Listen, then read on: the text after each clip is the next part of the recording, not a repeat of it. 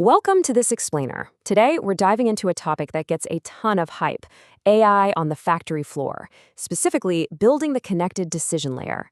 We hear a lot of buzz about automation, but today we're taking a really critical look at the reality of transforming modular construction floors, or honestly, any advanced manufacturing environment.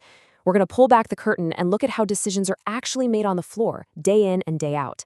It's a journey about building this connected decision layer, and trust me, it completely shifts how we think about factory operations. Okay, so picture this. It's a relatable, totally urgent crisis that happens literally every single morning on almost every factory floor. It's 9:20 a.m. The machines are humming, work is getting done, and decisions are being made left and right. But here is the terrifying question. Do the people making those decisions actually have the full picture? Or are they just operating completely in the dark? Let's walk through one factory on one typical morning just to see exactly how this plays out. At 8:15 a.m., an operator starts this complex 5-axis milling job. The only problem? The last guy to run this was Mick. Well, Mick retired back in March, and all his little setup tricks? Yeah, they walked right out the door in his head. Then jump to 9:05 a.m. A planner is frantically trying to reslot the schedule after a 38-hour metal print failed overnight. But the actual reason it failed is buried somewhere in a messy email thread she hasn't even seen. Finally, at 9:20 a.m., the quality lead notices a CMM result draft, just a slight measurement deviation on part 4 of a batch. Is it the fixture? Is it the operator? She has no idea. So by 10 a.m., 3 massive decisions have been made, and not a single one of them utilized the full picture. So what is the real enemy here? Surprisingly, it's actually not a lack of data. The data exists. The real enemy is missing context. It's the why behind the work. It's that specific snag avoidance technique, or the reason a batch is slightly different this week, or the historical defect patterns. When this absolutely crucial context is trapped on paper process sheets, locked in people's heads as tribal knowledge, or hidden in an email post-mortem, your factory floor remains dangerously disconnected. And this presents a massive trap that so many leadership teams fall into. On one side, you have the fragmented reality of a paper floor, where vital info is just scattered across binders, minds, and inboxes. And on the other side, you have what we call the false answer. This is the dangerous illusion that you can just go out, buy a massive, big-budget AI platform, endure an 18-month rollout, show off a confident ROI deck, and just bolt the whole thing on top of your totally disconnected floor. Because, think about it, what actually happens when you skip straight to that big-budget AI? The AI just guesses. Since it can't see the context, those setup tricks, those unrecorded defect logs, it just invents the parts it can't see. And look, operators are smart.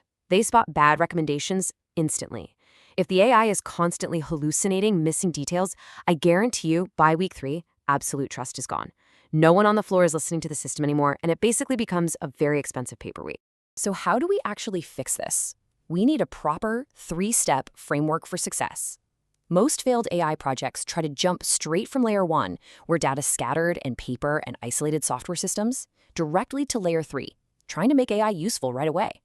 But layer 2 is the actual secret sauce. Layer 2 is where the work gets connected, where decisions are captured right at the point of work with the full context, the who, the why, and the what next. You absolutely, positively cannot skip layer 2. Which brings us to the foundational solution, WrxFlo. WrxFlo acts as that indispensable layer 2 connective tissue. It's the connected decision layer for the factory that deliberately captures the why behind the work. It takes the spec, the setup, the deviation, and the decision and connects them all together across every role and every shift. It structures that tribal knowledge so it never retires with guys like Mick. Now, if you take one thing away from this explainer, I want you to really absorb this core message. Healthy operations should run themselves. Seriously. When you take the time to connect the work and systematically capture the context in layer 2, you create an environment where the routine just flows automatically. This liberates your people from constantly chasing down information, allowing them to focus strictly on the exceptions, the creative problem solving, and the high-value work. And once that connected layer is built, well, you've finally earned the right to introduce intelligence. Enter WrxMate. WrxMate sits directly and seamlessly on top of the WrxFlo connected layer. Think of it as an AI digital coworker right in the operator's pocket. Because it has access to layer 2, it isn't guessing, it actually knows the context, which empowers your team members to make way better decisions way faster. WrxMate is designed to be a smart, calm partner that handles the paperwork so operators can just focus on making good parts. It is not just another complicated software dashboard that they have to decipher. It literally removes the friction from the operator's day. No more hunting through thick, dusty binders for work instructions or waiting around for a supervisor to come sign off on something. It's just calm, reliable, everyday support. So how does it actually pull this off? Through this brilliant framework: coach, catch, and clear. As a coach, WrxMate surfaces the tricky stuff before anyone even has to ask, like reminding a brand new operator about a specific 0.08mm offset that was used last time. As a catch, it spots a drifting dimension on part 4 before it becomes scrap and recommends a fixture check. And to clear, it removes the administrative heavy lifting by instantly drafting purchase orders, opening quality tickets, and pinging the supervisor. So the crucial point we keep returning to, really the golden rule of factory automation, is this. First, the layer, then the intelligence. You absolutely have to put the context in place to earn the right to deploy AI. If you try to do it the other way around, like we talked about earlier, you just end up with an incredibly expensive system that your floor team will inevitably ignore. And what's really amazing is how this connected context elevates everyone, not just the folks on the machines. Remember our messy morning scenario from earlier? Well, with Layer 2 in place, that planner at 9:05 a.m. now has reliable what-if reslotting capabilities grounded in actual, real-time machine capacity. The quality lead at 9:20 catches that drift early across the whole batch because the system learned from the last run. And the supervisor? They get a clean shift dashboard, allowing for smooth handovers completely devoid of those frantic WhatsApp scrambles. Let's imagine what a truly frictionless shift looks like with this digital coworker. The shift kicks off, and WrxMate instantly greets the operator and pulls up the job card. Before a single piece of metal is cut, it checks inventory in real time, makes sure raw stock is staged, and instantly calls off missing components to the warehouse.